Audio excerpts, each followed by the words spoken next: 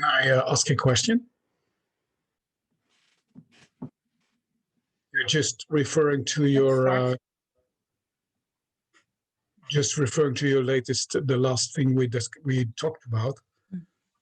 Is this feeling of holding the space and having a sort of intimacy, is that different when you're reading a Murli? Because we're now talking of giving a talk.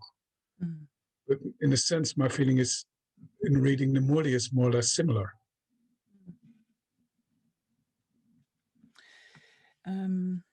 I think that's a really interesting question. It's amazing how many different styles there are of reading the Murli.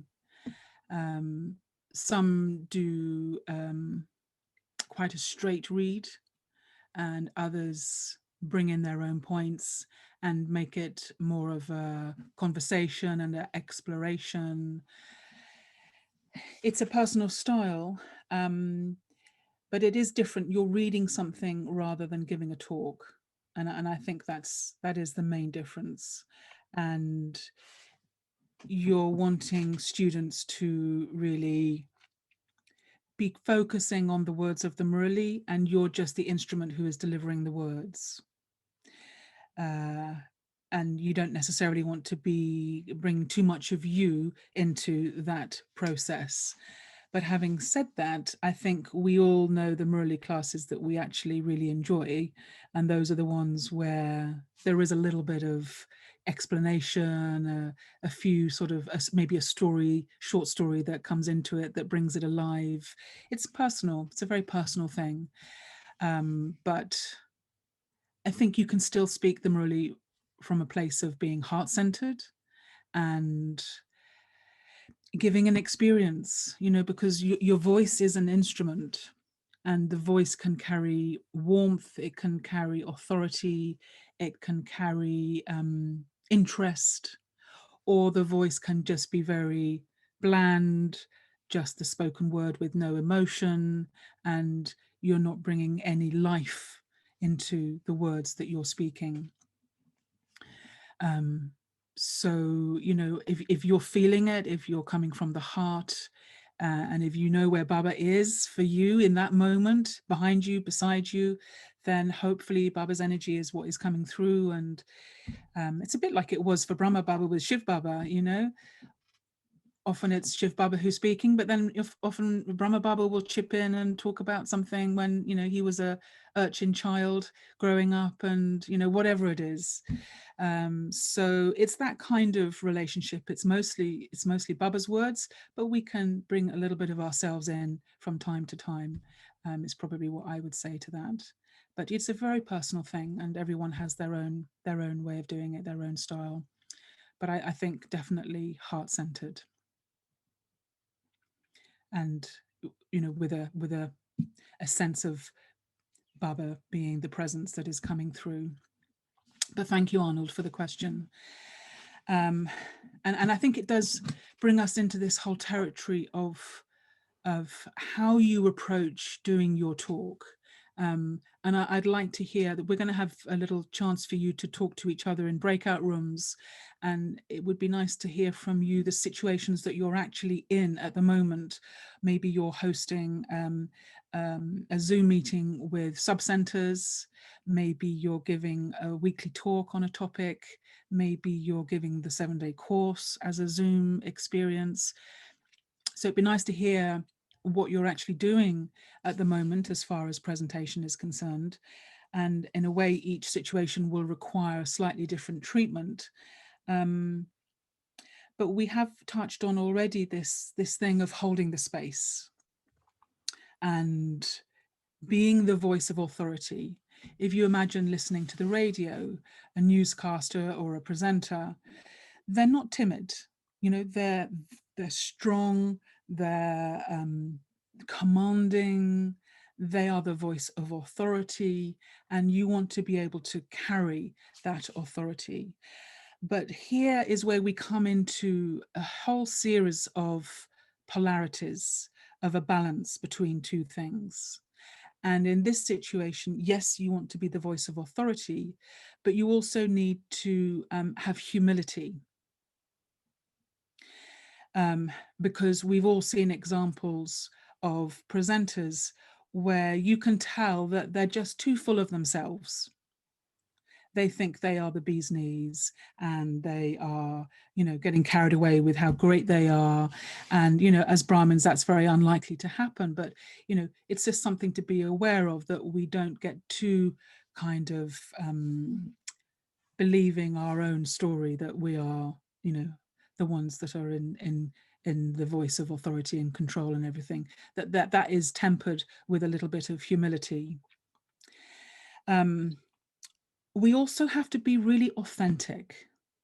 In this medium where we're so close up, you can really catch when someone is being authentic and when they're putting on a bit of a performance or a bit of a show. So, I think one of my tips would be to just truly be yourself. Don't pretend to be something that you're not, because in this intimate environment, people will really pick up on that. And they will sense that you're not quite coming from your true place of self. So be yourself. But again, we come into another one of these contradictions. At the same time as being truly authentic and being truly yourself, you also have to put yourself to one side and let Baba come through. So that's another little dance that you have to play. Be yourself, but also be to one side so that Baba can come through. Get yourself out of the way. We've talked about owning the space, but not dominating the space. Allow for others to speak as well. That's where the humility comes in. You also have to talk, because that's what you're doing, is talking. But equally, you have to be able to listen, and listen really attentively. Really listen with your heart. What is someone really saying with the words that they've just used? Try and pick up on the subtlety of where that person has asked the question from. So balance between, yes, you're talking with authority, but you're also listening with real humility. Another point which we can fall into if we're giving talks is this danger of just becoming too directive.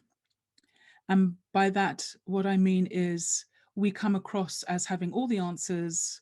We know, the three aspects of time. We know God, we know the soul, we know what's coming up next, that we can start sounding like we know it all.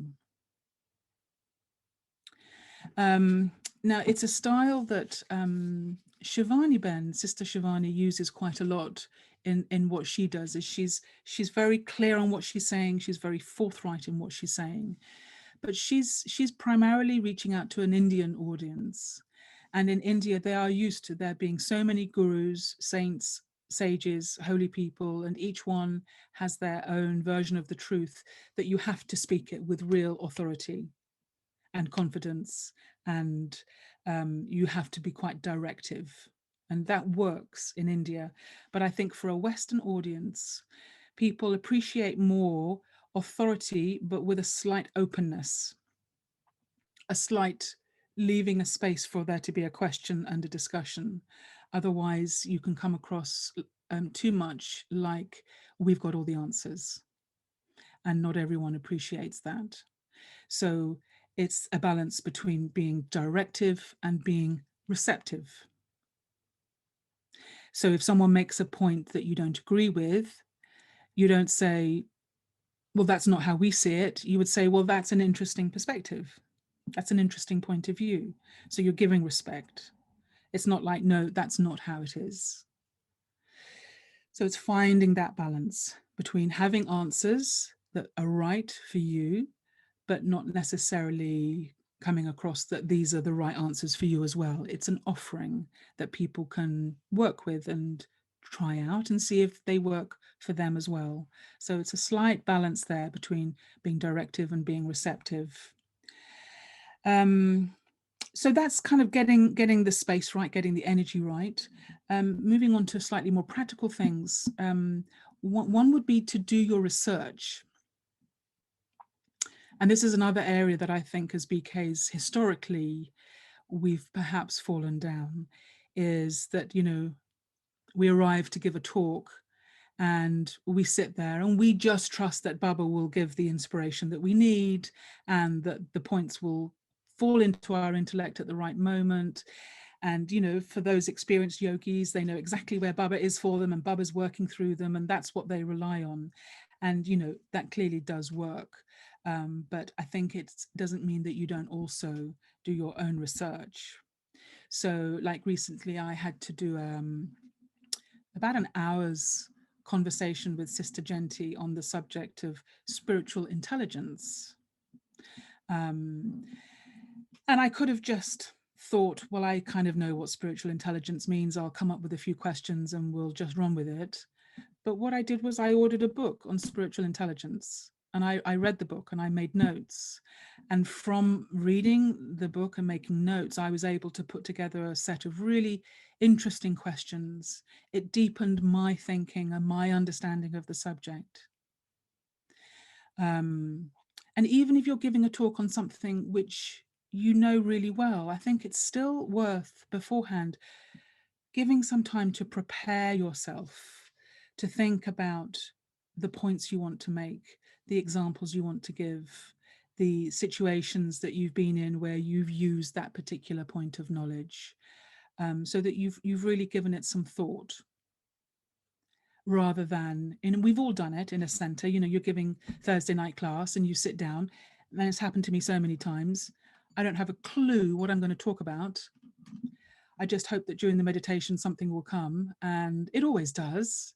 And, you know, Baba always does his magic and works through you. But, you know, there's no harm in doing research as well, and doing your preparation. Another good thing is to talk it through with someone else. So if you're giving a talk or if you're making a presentation, after you've done your preparation and your research and you've come up with your questions, talk it through with someone and say, you know, this is what I'm thinking of talking about, and these are the points that I'm making. And very often they'll say, oh, have you thought of this? Or you could ask that. So I live next door to my Lokik mother, and she's got a very sharp intellect, and I will very often run a series of questions by her. Or if I've written something, I'll give it to her to read over, see if it makes sense. Does this make sense? Do you get what I'm saying here? And we're on this topic, and these are the areas that I've thought of asking questions about. And she'll say, yeah, but what about this whole thing? You know, that ties into it, and it's also really important. And I'm like, actually, that's a really good point. So there's always value in discussing it with someone else and getting another person's input on what it is that you're going to say. But then, having done your preparation, having written up your notes so that you've got some little pointers, some key points on your page of A4 in your plastic sleeve, you know what you're about. It's also then important to not hold to that rigidly. Just because you had prepared these questions in this order and this is where you thought the discussion was going, be open to deviating from that. And, you know, this happens all the time. I've got a preparation, I kind of know where we're going with it, but Baba will do his thing and a question will come in my mind that I had not thought about. Someone will say something and I'll respond to that, and we go in a new direction, and that is fine, because that is working with the magic of the moment. You know, I've seen it happen a few times where someone will say something really quite extraordinary, and as the person who's holding the space, what you need to do in that moment is come back to them and say, well, that's really interesting. What do you mean by that? What are you saying there?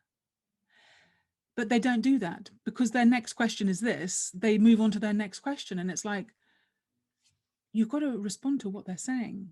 You know, don't just stick to what you had prepared religiously. Be prepared to deviate and move a little bit, and then you can come back to it if that line of thinking has finished up, then come back to your next question, but follow where the energy is moving in that moment, and allow for moments of magic to take place.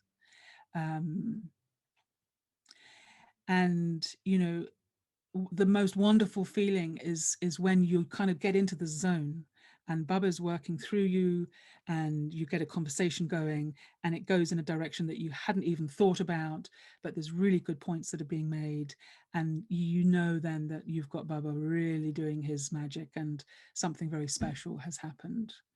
But that only happens because you've got the preparation done, you've got a framework there that you can fall back on, and that gives you the safety to then feel free to just let it unfold as it wants to unfold. Little things, practice how you're going to open. If you're giving a talk, or what words are you going to use? Are you going to say hello, Om Shanti, a warm welcome? Just be aware of those words in that moment. And in the same way, think through how you're going to finish, rather than just let it finish with, well, thank you very much, goodbye. Think of a few words that you might say in that moment, like, thank you for being part of this discussion. We look forward to next time that we can be together. I wish you all a lovely evening. Until next time, Om Shanti, take good care, and goodbye, or whatever words you want to use. But it's always good to begin well and finish well, rather than just finish on a sort of slightly downbeat note. The other thing with these Zoom presentations, which really falls into another session, but has been done beautifully today, is just to think about, you know, the package around the conversation or the talk. So you're going to have a nice holding card with music when people arrive, when they click on the link that tells them that they've come to the right place, that the program will start shortly. If you're going to do a meditation, maybe look at using a meditation that has beautiful visuals that give people a really, you know, a complete experience of audio and visual. And again, when the program has ended, you're going to have another holding card that says, thank you for being with us. If you'd like more information, here's the email or the website address.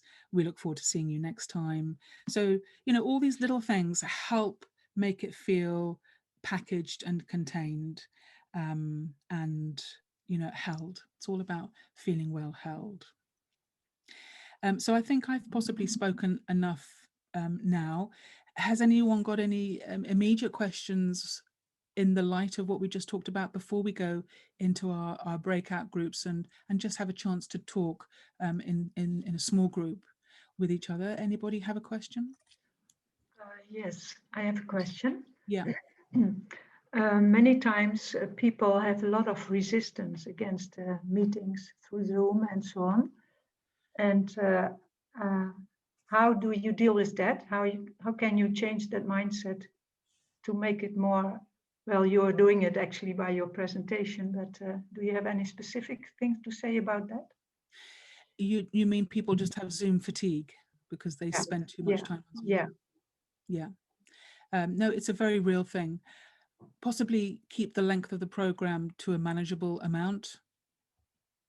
You know, 4 hours is probably going to be too long for most people, even with a break. But if you've done your preparation well, and if you have made it into an experience for people, and if you as the presenter are bringing enough interest into it, bringing enough variety into it, then, you know, it should always be a pleasure. If people are watching something with a sense of duty, or they would really rather not, then, you know, there's something there to look at. There are three things that always liven up a conversation. One is opinion, another is anecdote, and another is emotion. So as a documentary maker, you're always looking out for these three things to make your program really have some energy about it. If someone is expressing a strong opinion that's interesting, then that will be engaging. If someone is telling an anecdote, like I shared at the beginning, my my story of coming into Gyan, you know, I'm guessing that most people were probably quite following that story, because we all love a story. It's an anecdote. We're sharing something that happened, so that immediately gets people's interest. And then the third thing, emotion. If people are sharing something that they have an emotional response to, then that makes it feel real, and that will re-engage people. So, you know, when you're giving your talks, think about opinion, anecdote, and emotion. And maybe share an anecdote of something that happened to you. And as soon as you do that, you'll have people back with you straight away.